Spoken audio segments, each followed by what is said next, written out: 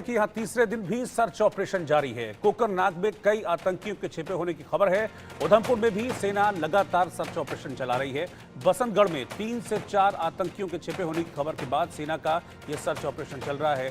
चप्पे चप्पे पर आतंकियों की तलाश जारी है। अनंतनाग में अब से 2 दिन पहले मुठभेड़ हुई थी। आतंकियों के छिपे होने की खबर मिलने के बाद सेना जब पहुंची थी वहां पर सर्च ऑपरेशन चलाने के लिए, कॉम्बिंग करने के लिए, तो मुठभेड़ हुई थी जिसमें हमारे 2 जवान शहीद हो गए थे। उसके बाद से पूरे इलाके को घेर कर लगातार सर्च ऑपरेशन चलाया जा रहा है। अनंतनाग के कोकरनाग इलाके में, इसके अलावा उधमपुर में भी कुछ आतंकियों के छिपे होने की खबर के बाद सेना इस वक्त सर्च ऑपरेशन चला रही है। हालांकि ये जो इलाका है बहुत डेंस है, घना है, जंगलों वाला इलाका है, जैसा कि आप तस्वीरों में भी देख रहे हैं।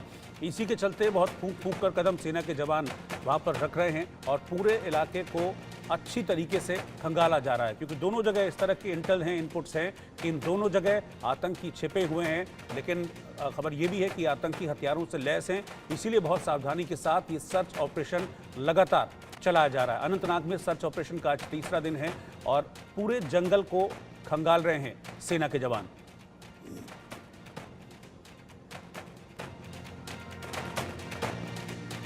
इस तरह के इंटेल उधमपुर से भी थे। उधमपुर में भी 3 से 4 आतंकियों के छिपे होने की खबर के बाद यहां सर्च ऑपरेशन चलाया गया है और पूरे इलाके में अब सैन्य गतिविधियां काफी बढ़ गई हैं और लगातार सर्च ऑपरेशन को तेज किया जा रहा है।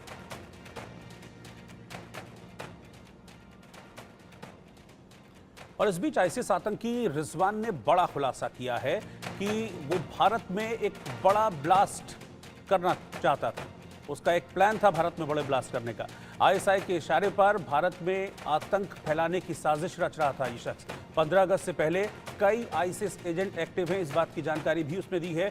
रिजवान के खुलासे के बाद अब दिल्ली पुलिस एक्टिव हो गई है, अलर्ट हो गई। वैसे भी 15 अगस्त के मौके पर या 26 जनवरी के मौके पर एक्स्ट्रा अलर्टनेस, एक्स्ट्रा सावधानी बरती जाती है। और रिजवान नाम का शख्स जब अरेस्ट हुआ था तो उससे पूछताछ में पता चला कि 15 अगस्त के आसपास अस्थिरता फैलाने के लिए, दहशत फैलाने के लिए एक बड़े बम धमाके की योजना थी। ये जानकारी रिजवान ने दी है और उसका ये कहना है कि इस बम धमाके को कामयाब बनाने के लिए आईसिस के कई एजेंट्स एक्टिव हैं। इस खुलासे के बाद अब जो सिक्योरिटी है उसको रिव्यू किया गया है।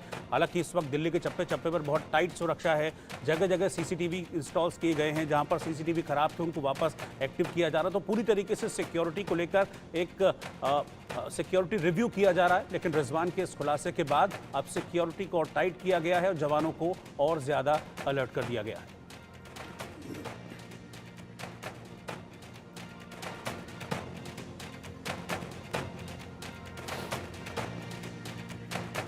तो ब्रेकिंग न्यूज 15 अगस्त के आसपास वैसे भी हमने देखा पिछले दिनों लगातार सिक्योरिटी को रिव्यू किया जा रहा है, टाइट किया जा रहा है। 15 अगस्त को लेकर वैसे भी खास इंतजाम दिल्ली में रहते हैं।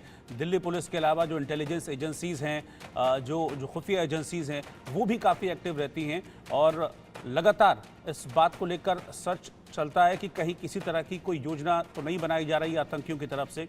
इसी बीच रिजवान नाम का जब ये शख्स पकड़ा गया, उससे पूछताछ हुई तो उसने पूछताछ में बड़े चौंकाने वाले खुलासे किए हैं कि 15 अगस्त से पहले एक बड़े धमाके की योजना थी। आईसिस आतंकी रिजवान, और उसका कहना है कि सिर्फ वो ही नहीं, उसके साथ कई और लोग थे, आईसिस के एक्टिव मेंबर्स थे जो इस धमाके को अंजाम देने की योजना में शामिल थे।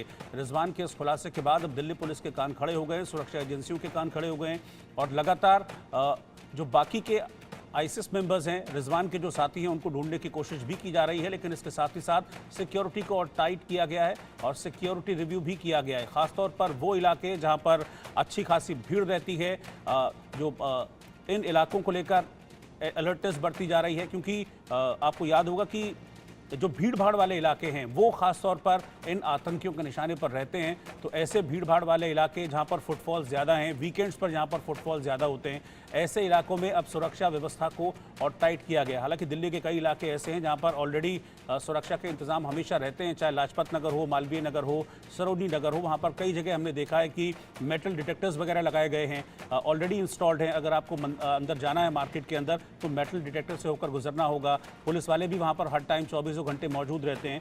लेकिन फिर भी क्योंकि रिजवान से पूछताछ में खुलासा हुआ है, इसीलिए अब एक्स्ट्रा सावधानी बरती जा रही है, एक्स्ट्रा अलर्टनेस दिल्ली पुलिस और सुरक्षा एजेंसियां इस मामले में बरत रही हैं।